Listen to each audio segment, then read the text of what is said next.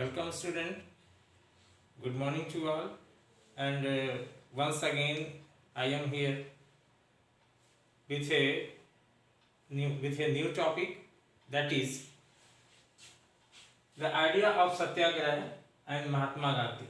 Topic वही है, nationalism in India, और उसका सब टॉपिक है the idea of Satyagraha and Mahatma Gandhi. The idea of Satyagraha and Mahatma Gandhi. Student, जैसा कि हम सभी जानते हैं कि महात्मा गांधी 1915 में रिटर्न हुए थे।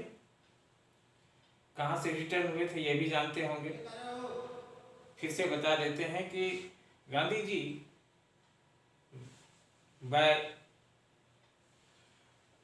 प्रोफेशन गांधी जी वकील थे, लॉयर थे, और एक इंडियन लोग थे, एक इंडियन पर्सन था जिसका नाम जमनालाल बजाज था।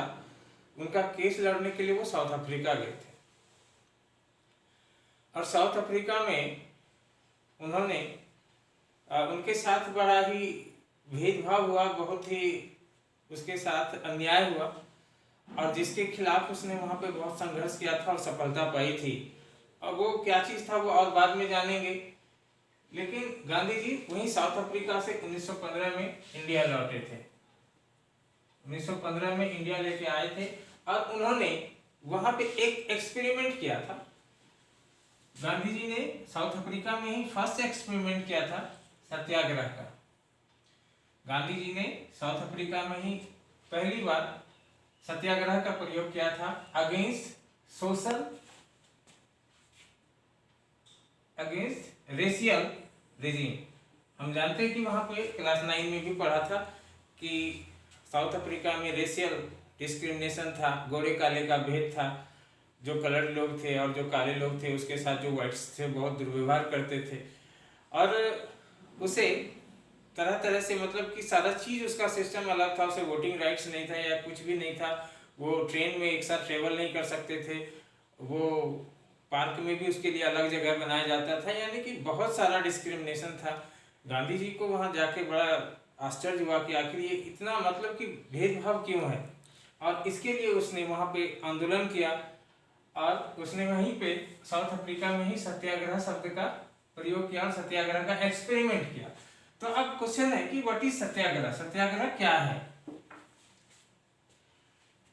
सत्याग्रह स्टूडेंट, सत्याग्रह दो शब्द से बना है, सत्य और आग्रह। सत्य और आग्रह, यानी कि इट इम्फेसिस, ये जोर डालता है कि सत्य में, सच्चाई में बहुत ताकत होता है।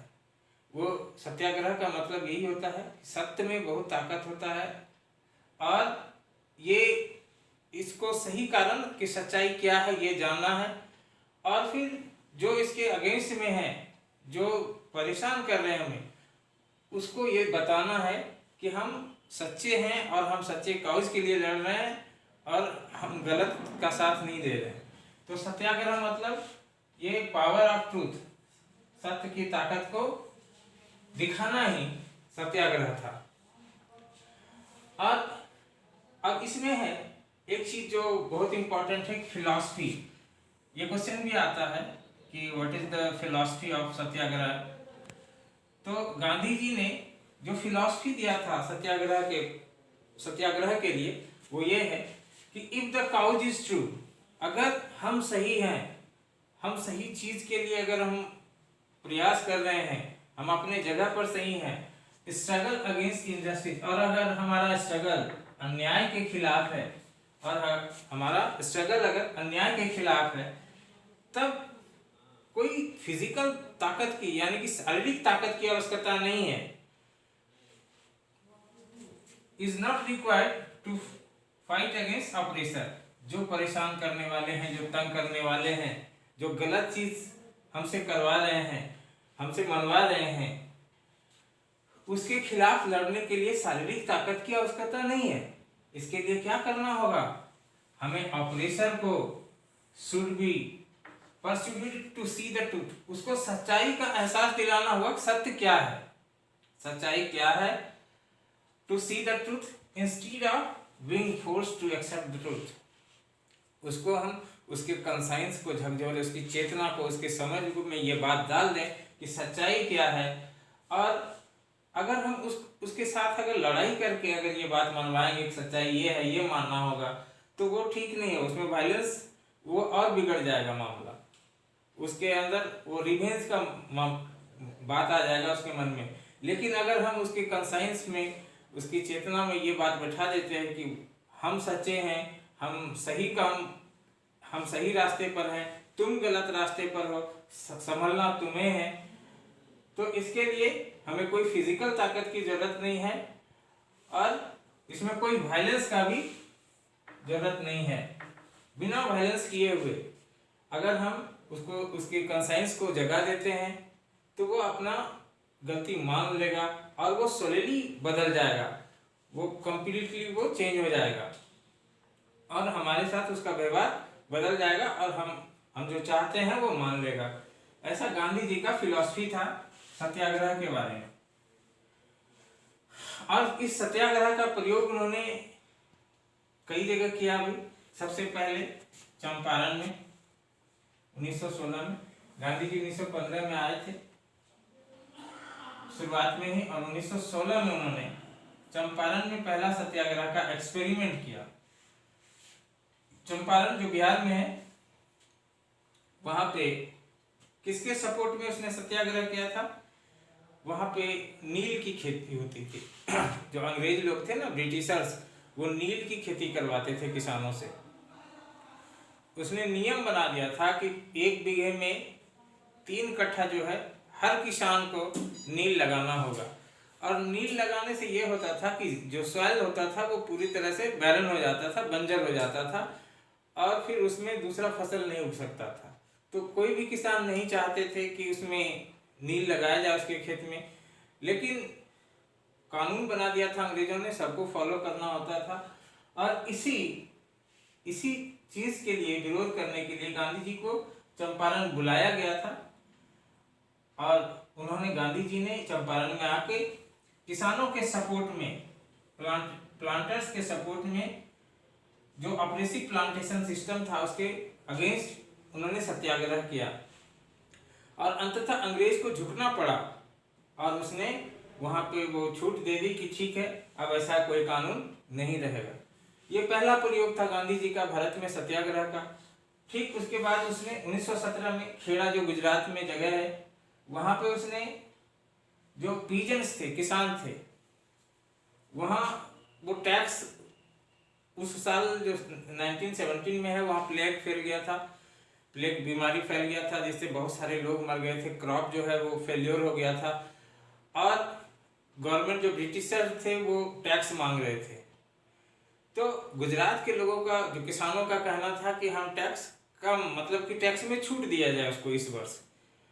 और उसी के सपोर्ट में गांधी जी वहाँ सत्याग्रह उन्होंने वहाँ भी किया और वहाँ भी उन्होंने किसानों को टैक्स माफ करवा दिया।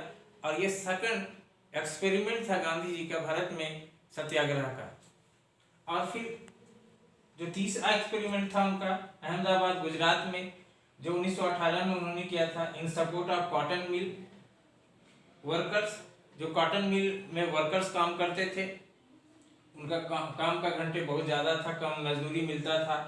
यहाँ पे एक बात और देखने वाला है कि ये यहाँ दोनों जगह पे अंग्रेज थे, लेकिन यहाँ पर इंडियन थे।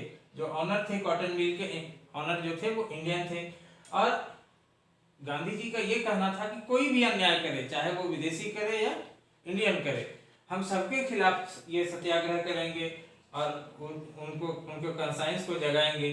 और यहाँ भी उन्होंने इनका जो वर्किंग आवर था वो फिक्स करवाया कॉटन मिल वर्कर्स का, और मजदूरी जो मिलता था उसे भी सही करवा दिया था। तो इस तरह से गांधी जी ने 3 प्रयोग किए भारत में, जो कि काफी सफल रहा। तो पिछले वीडियो में स्टूडेंट हम बताए थे कि अब जो नेशनलिज्म, जो फर्स्ट वर्ल्ड वॉर का जो इफेक्ट पड़ा था नेशनलिज्म में, वो काफी व्यापक था। उसके बाद हमने ये क्वेश्चन लास्ट में ये बोला था कि अब एक नए लीडर का प्रादुर्भाव होगा भारतीय इतिहास में या भारतीय स्वतंत्रता संग्राम में।